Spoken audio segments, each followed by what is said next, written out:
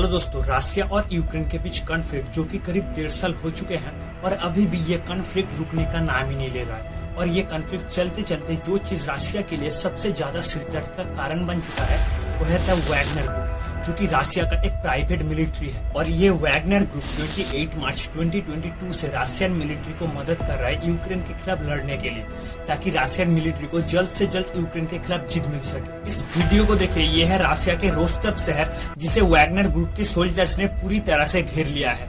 हाल ही में Wagner group का chief Prigozhin का एक वीडियो सामने आया है, जहां प्रिगोजिन ने दावा किया है रसियन मिलिट्री ने वैगनर ग्रुप के सोल्जर्स के ऊपर हमला किया है, जिस वजह से वैगनर ग्रुप का चीफ प्रिगोजिन 25,000 वैगनर सोल्जर्स को लेकर मॉस्को की तरफ आगे बढ़ रहे हैं रसियन मिलिट्री की इस प्लान को खत्म करने के लिए। और वैगनर ग्रुप इसे जस्टिस ऑफ मार्च कह रहा था, लेकिन इस मार्च को 24 घंटे पूरे होते ना होते बेलारूस का प्रेसिडेंट अलेक्जेंडर लुकाशेंको के साथ प्रिगोजिन का एक ऐसा समझौता होता है, वैगनर ग्रुप जहां तक पहुंचे थे वहीं से वापस लौटते हैं। आइए असल में क्या हुआ है समझने की कोशिश करते हैं।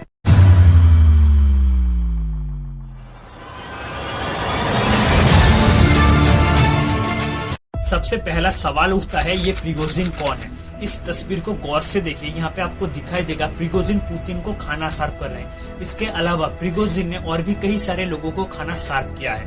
प्रिगोजिन वैगनर ग्रुप के चीफ बनने से पहले उनका एक रेस्टोरेंट था और वो कैटरिंग का बिजनेस करते थे। साल 1961 में जब सोवियत यूनियन अपनी अंतिम समय पर था, उस समय सेंट पीटर्सबर्ग में प्रिगोजिन का जन्म होता है। 1980 में कई वायलेंट रॉबरीज की वजह से प्रिगोजिन को अरेस्ट कर लिया जाता है और प्रिगोजिन 10 साल तक जेल में रहते हैं। और जेल से रिहा होने के बाद प्रिगोजिन ने एक हॉट डॉग फास्ट फूड का स्टैंड चलाया और उसके कुछ साल बाद प्रिगोजिन सेंट पीटर्सबर्ग में कई रेस्टोरेंट का मालिक बने और प्रिगोजिन का उठना बैठना हाई प्रोफाइल लोगों के साथ होने लगा। और प्रिगोजिन खुद को पुतिन के करीब ले जाने के लिए खुद को और भी ज्यादा इम्प्रूव करने लगा और बाद में पुतिन का सेफ बने।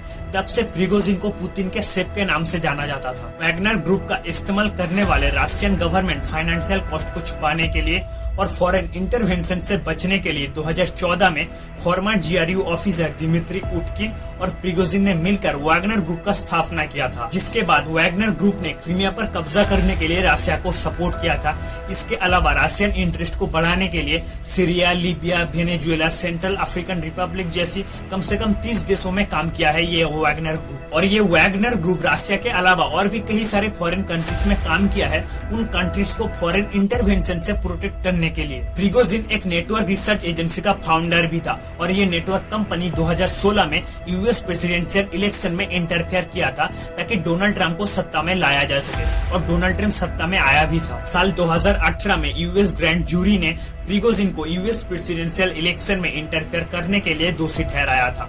और 2021 में FBI यानी कि फेडरल ब्यूरो ऑफ इन्वेस्टिगेशन ने प्रिगोजिन को मोस्ट वांटेड लिस्ट में भी डाला था। पिछले साल तक प्रिगोजिन जोर देके ये कह रहे थे कि वो इस ग्रुप के साथ जुड़े नहीं है, वो सिर्फ अपनी कैटरिंग बिजनेस में काम करता है, और उन जर्नलिस्ट के खिलाफ केस किया था जिन जर्नलिस्ट ने कहा था कि प्रिगोजिन इस ग्रुप के साथ जुड़ा हुआ है। रसिया और यूक्रेन के बीच इस कॉन्फ्लिक्ट में वैगनर ग्रुप ने रशियन मिलिट्री के साथ 28 मार्च 2022 से काम कर रही है और वैगनर ग्रुप रसिया के लिए एसेंशियल साबित भी हुआ है और प्रिगोजिन ने इसमें एक मेजर रोल प्ले भी किया है। और प्रिगोजिन अपनी वैगनर ग्रुप को और ताकतवर करने के लिए जेल की कैदियों के साथ बात भी किया था।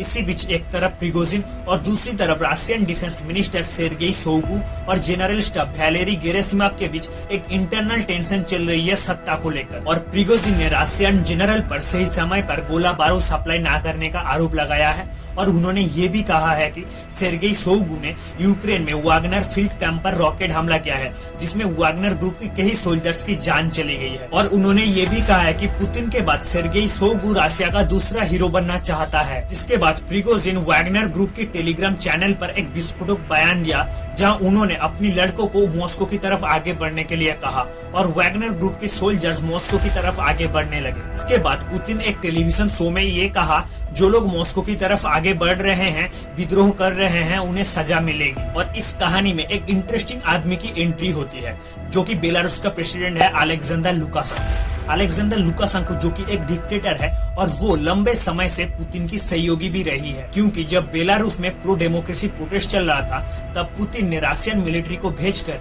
बेलारूस में इस डेमोक्रेसी प्रोटेस्ट को रोकने के लिए मदद किया था। और तब से पुतिन और बेलारूस का प्रेसिडेंट अलेक्जेंडर लुकाशेंको के बीच एक बहुत ही गहरा संबंध है। इसी वजह से लुकाशेंको वैगनर ग्रुप और रशियन मिलिट्री के बीच एक एग्रीमेंट करने की कोशिश करी और उन्होंने ये भी कहा है कि प्रिगोजिन के खिलाफ जितने भी आरोप है वो सबको हटा दिया जाएगा। जिसके बाद प्रिगोजिन अपनी सोल्जर्स को वापस कैंप पे लौटने के लिए कहा है और इस एग्रीमेंट के लिए प्रिगोजिन बेलारूस जा रहे हैं। फिलहाल प्रिगोजिन ने अपनी सोल्जर्स को बेस कैंप पे लौटने के लिए कहा है, लेकिन पुतिन ने उन सोल्जर्स को रशियन आर्मी में शामिल होने के लिए आमंत्रित किया है। फिलहाल इसमें आप लोगों का क्या राय है कमेंट सेक्शन में बताइए। फिर मिलते हैं अगली वीडियो में।